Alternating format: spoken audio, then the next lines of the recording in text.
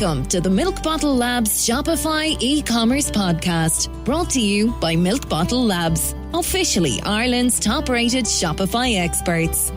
Milke Bottle Labs are loved by Shopify store owners around the world and host the fastest-growing Shopify meetup quarterly in Ireland's capital, Dublin. This podcast is supported by Rare.io. Rare helps Shopify store owners increase your sales with smart and personalised email marketing. Thanks for listening. Now over to your host, Keith Matthews. Hey folks, welcome to the Milke Bottle Labs Shopify e-commerce podcast. Each week we discuss all things Shopify. So whether you're a Shopify merchant, a Shopify developer, a Shopify partner, or a Shopify expert, or simply fascinated by Shopify just like me, this is the podcast for you. This week I am delighted to be joined by a dear friend of Milke Bottle Labs, Milke Potter. Ottawa-based Mike is the founder of our favourite Shopify app, Rewind, and the app Replay. He's an energetic entrepreneur, he's hiring people, and he loves sharing his story. Last year, Mike presented at our largest ever Shopify meetup in Dublin, and we got a great reaction from his presentation and from his story, and we shared a few pints of Guinness after. So I made sure that Mike was going to be the first interviewee on episode 1 of the Milke Bottle Labs Shopify e-commerce podcast. Mike, how are you? Great, Keith. Thanks for having me on. Great. Listen, Mike, thanks for joining us. The last time we met actually was in Dublin at our meetup in mid-year, and when we met originally, you gave me the history of Rewind, and you have an interesting history yourself. Can you run through how you eventually led up to arriving at Rewind? Yeah, sure. Yeah, we had a great time there, didn't we? I started Rewind with my business partner James about 3 years ago.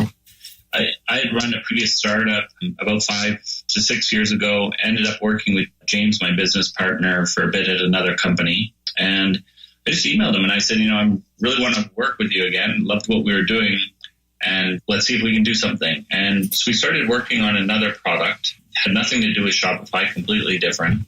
We worked on that for about 6 months, tried to give it a good go. Really wasn't working out. There was nobody that was installing it. We couldn't get anybody using it. So one day I went up to him and I said, what if we did backups? Now, I'm a big backup guy. I don't know about you, but I've lost data, on my work computer. I've lost data at home.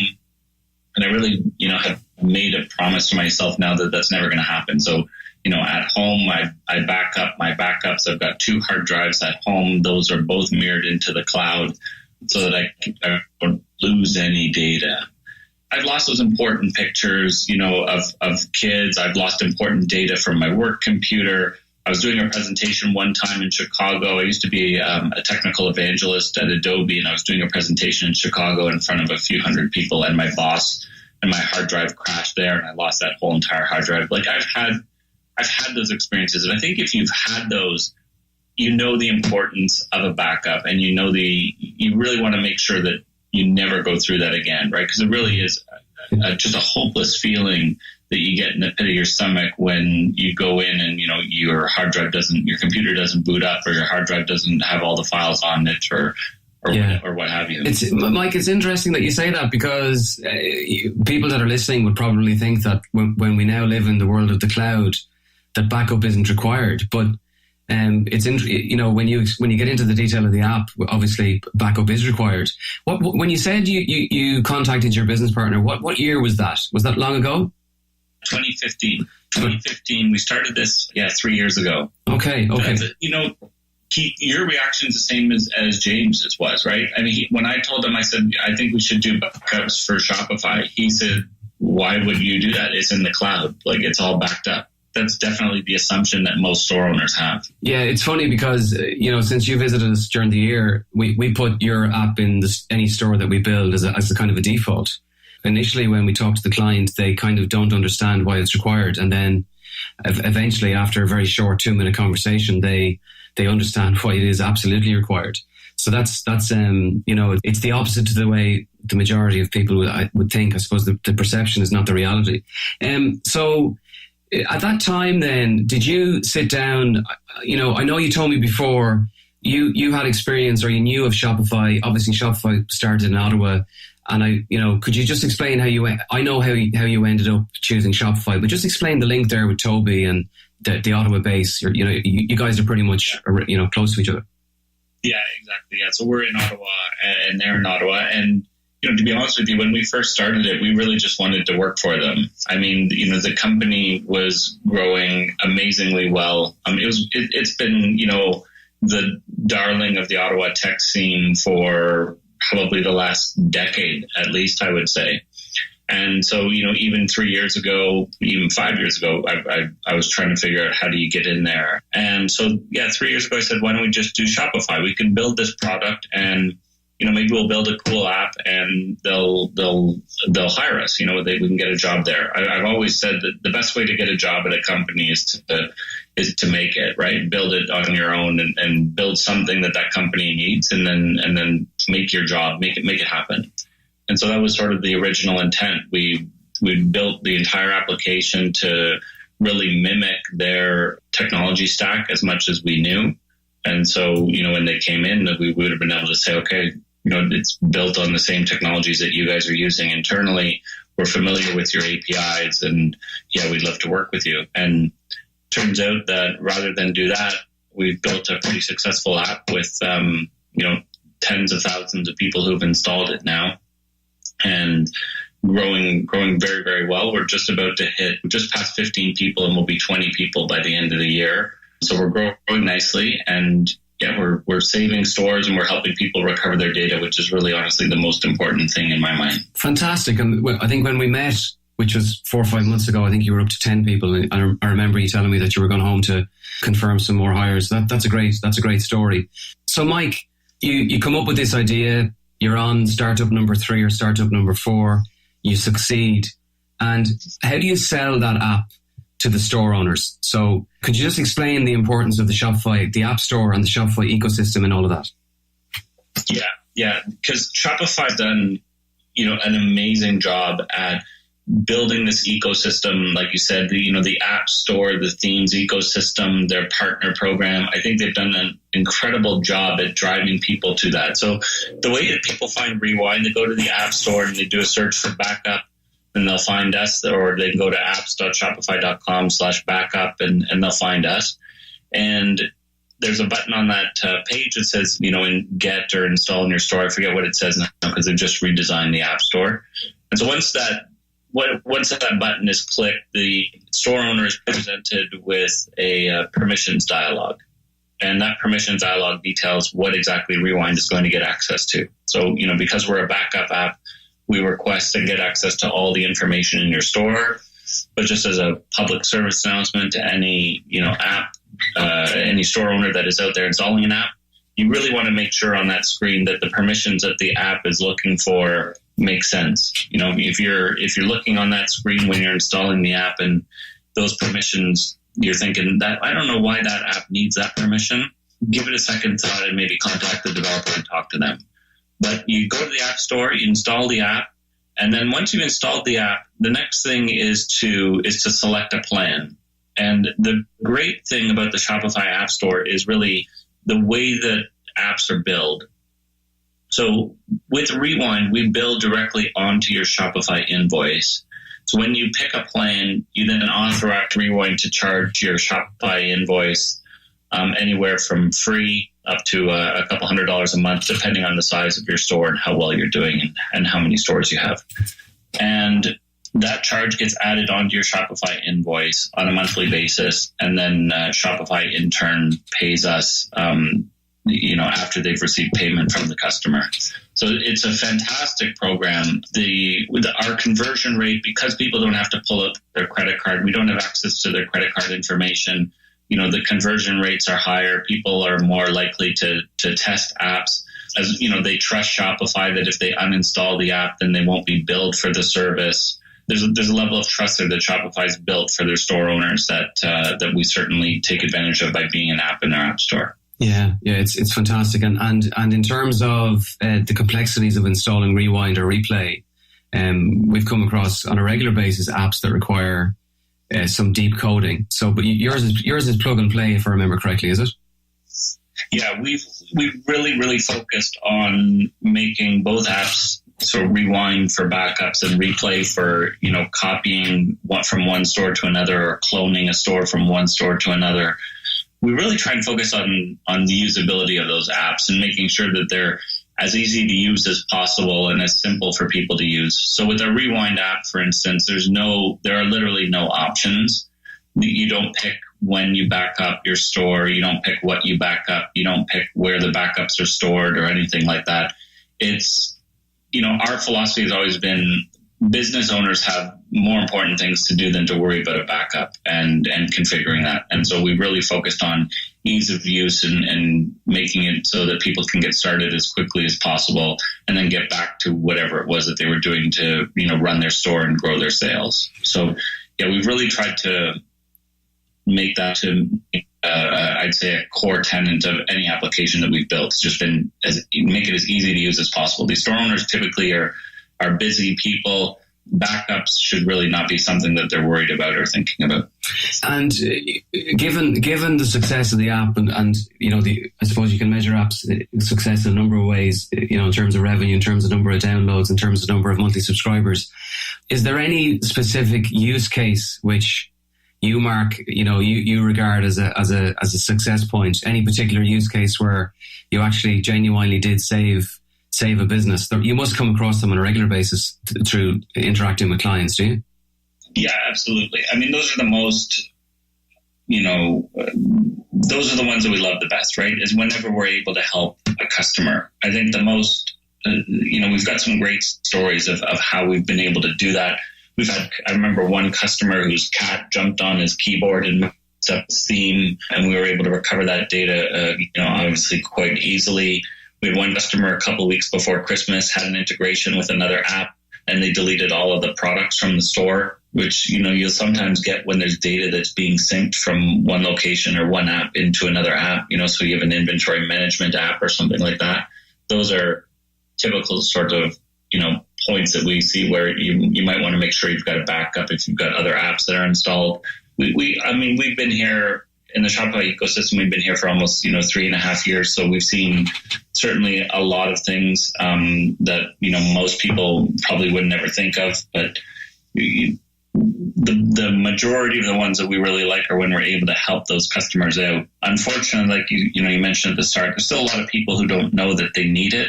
And while Shopify does have a backup of the entire system in the cloud, they don't let individual store owners go and rewind their own data, which is what we do. And that really surprises a lot of people when they make a mistake in their store, they accidentally delete something, then they go into, the support chat and they ask Shopify, I just deleted my blog or my pages or my products or whatever. Can you help me bring them back? And they're told, sorry, when that stuff is deleted, it's gone forever. But if you had installed Rewind, you would have been able to recover it. I'd say those are the ones that maybe frustrate us the most, because those are the ones where we're not able to really show the value of the product and show it working. So the ones where, a customer has installed it, they've been proactive, they've really guarded against making a mistake, and we're able to prove to them that the product works and it's helped them out. Those are really the most satisfying, experiences that we have. Yeah, we've been there. We've experienced that, and we've as I say, we install the app regularly, so we see the positive results. Mike, when I read about Rewind and when I hear you, when I see you, at presentations or when I meet you at Shopify events, it's always Rewind that's the conversation. But I'm actually intrigued by the Replay app. Is the growth trajectory with that app, is it slower or better than the Rewind, or are you seeing people pick that one up as well? So, that's the app that basically allows you to clone the store and push products, push pages across 2 different Shopify stores. Is that growing as well? Yeah, it's definitely growing. It's growing quite nicely, actually. One of the first requests we ever got when we launched Rewind was, can I rewind from one store and back and rewind it into another store, back up from one store and rewind it into another store. And we didn't really, when we first started, I guess we weren't really prepared for that use case. We built that feature into the product quite quickly, and now we spun it out into its own app. I think we look at, multi-language stores, multi-currency stores. That's a really good use case for for replay, right? So if you have stores that are running multiple currencies for different regions or multiple languages for different reasons, replay allows you to copy from one store into the other store. You can set it to ignore certain attributes like the price, for instance. So if you do have two currencies that you're selling in, when you make a change in one store, it won't change the price in another. We've learned a lot on how customers are using that. I know Shopify is building some of that functionality into the product, or at least they've given indications that they're going to build some of that functionality into the product, especially on the Plus side, right, where they're going to add support for multi-currencies, they're going to add support for multiple languages into Shopify Plus. And so, we think there's definitely an opportunity for replay because, they're proving that customers want to do that by building it into their feature set. We really replay functions is a bunch of different ways for us. Certainly we like to help our customers. It's also a nice testing ground for us where it has, it has fewer customers than Rewind does. And so if we have any new Shopify APIs or if they're changing their system, we can test it in replay first. And then we can put that code back into Rewind, so it's not affecting as many customers. Oh, very good, yeah. Yeah. But we've got a few hundred stores that are using replay for copying from one store to the other, cloning their stores. We've added the ability to do that automatically now. So as you make a change in one store, it's automatically propagated into the other stores, which I know a lot of people are really liking that feature.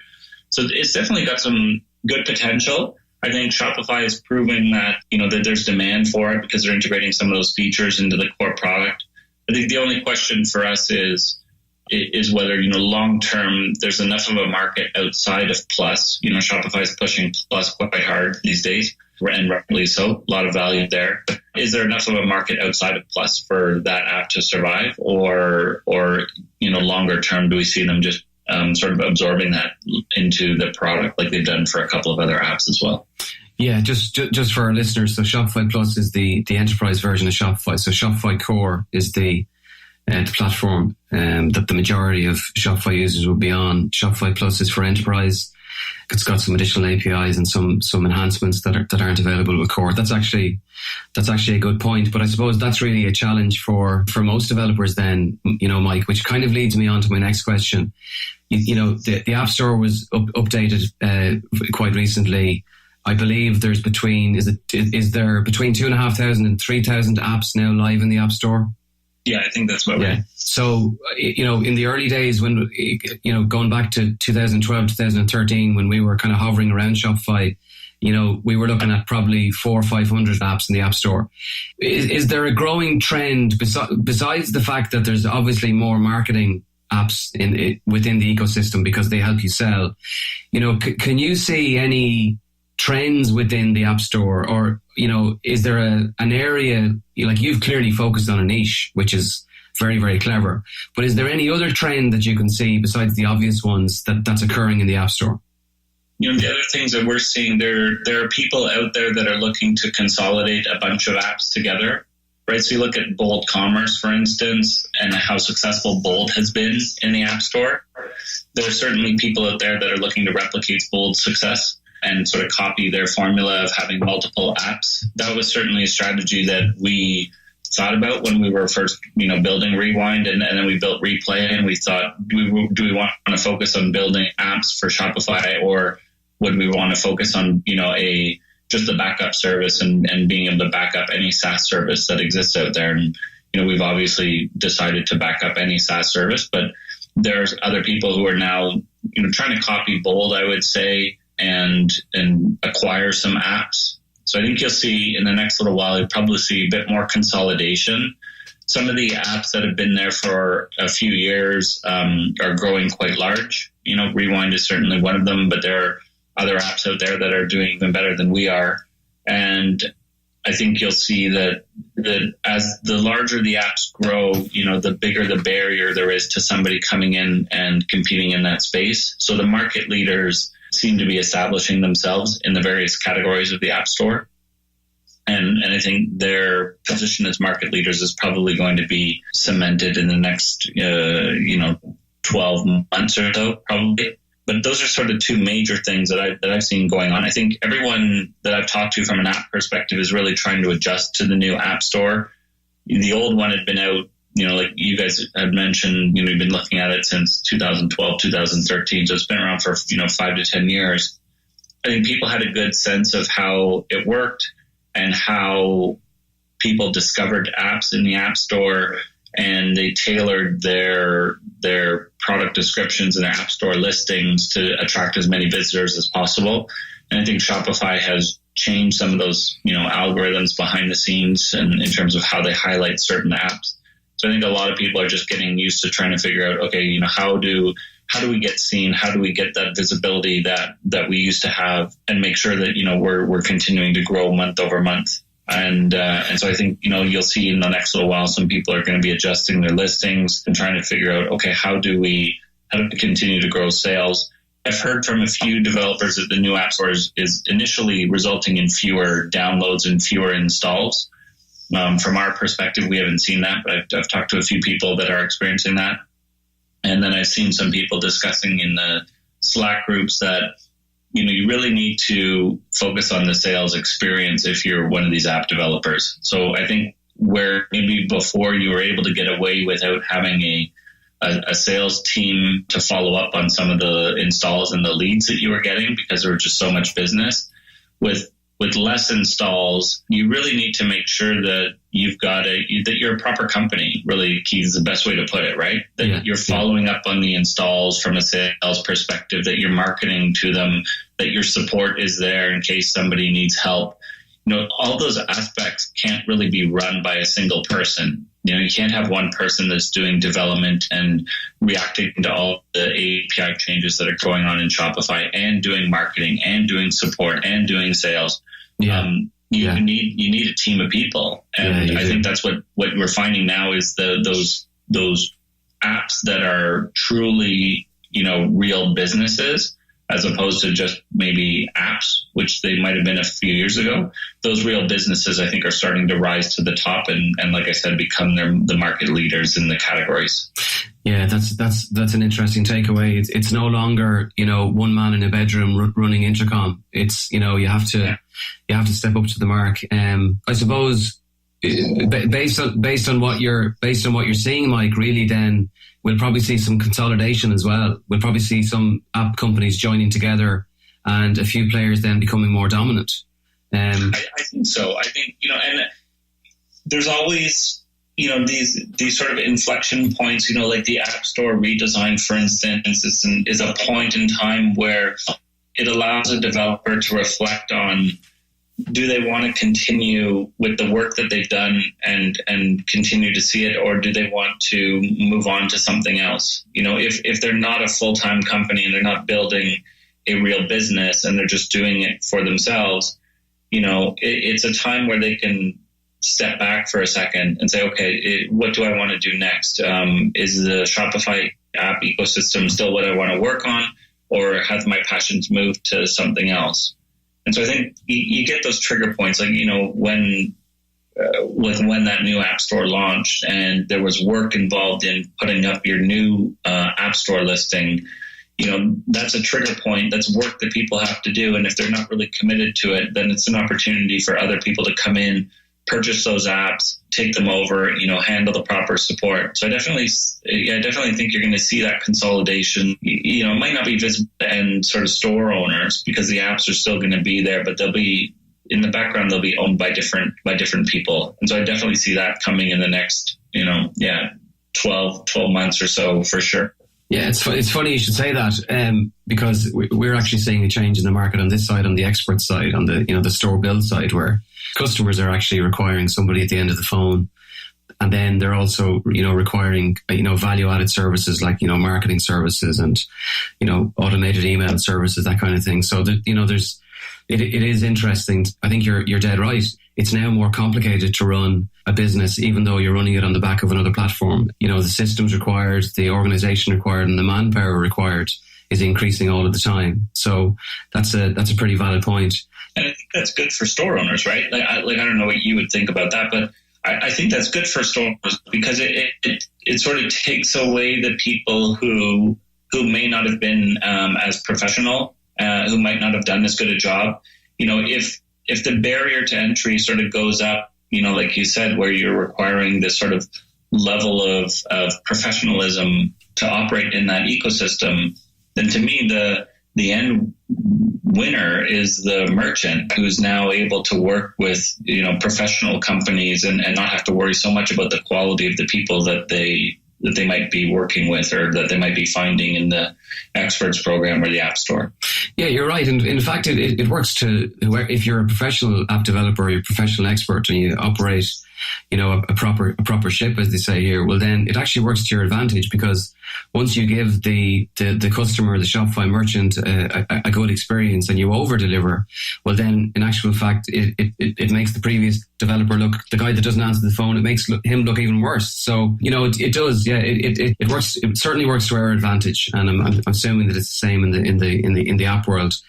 Yeah. I think the key there is you need to make sure that, sorry to interrupt you, you need to make sure that you're providing, a good service and your quality, the level of quality and the level of merchants that Shopify is getting, I think, has grown considerably. There are, some extremely large businesses, very well-known brand names that are signing up, and that have been signing up for years. But, obviously as you continue to get more of them on board with, Plus and some of the programs that Shopify has delivered, the level of quality that you need to deliver has to rise as well. Yeah. And I think, because... But also the smaller merchant requires a higher standard. I spoke to a jeweler in Dublin this week, and they pointed out Tiffany's site in New York. Now, a small jeweler in Dublin is not going to, get a site with the same functionality as Tiffany's, but it's quite interesting because that's the standard that they're aiming for. Yeah. So, that's a very valid point. They are attracting, they're attracting merchants with higher value, and they're also attracting merchants with higher standards. And I think, you can, for a lower budget, you can still deliver a higher standard. So I think that's a good point. Mike, just to finish, where do for specifically for yourself, you've clearly developed a wonderful app. I mean, I personally think it's a great story. I mean, in the space of 6 months, you've just told me that you've hired five more people. Where do you see Rewind in the next 12 to 18 months?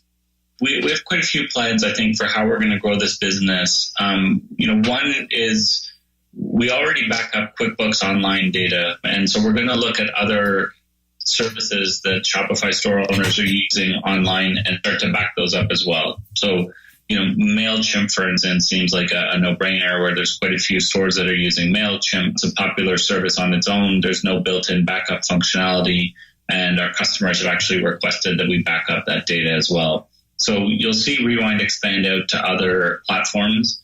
Some of them are already listed on our website, but MailChimp is certainly, I think, at the top of our list. You'll see us do that. We have access to a considerable amount of data in the backups, and we'd really like to take advantage of that data and provide additional value and services to customers.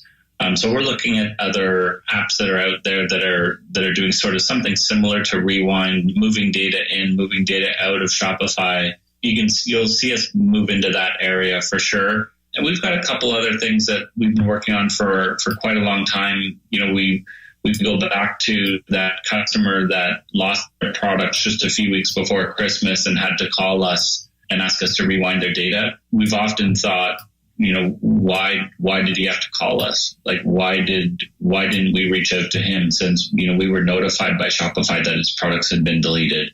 So we're working on something in that area that we should be releasing hopefully in early 2019 that I think is pretty exciting, being able to monitor and alert you when there's activity in your store, expanding out to other platforms and leveraging the data that we've got from a backup perspective. So that's sort of in our short-term plans in the next year where we see this going and how we're able to grow this company. That's great. Well, you know what, Mike? We might loop back maybe in 12. We'll probably meet in the meantime, but let's put it in the calendar to loop back on the podcast in the next 12 to 18 months, and I'd love to see how much Rewind has grown and how far it's got.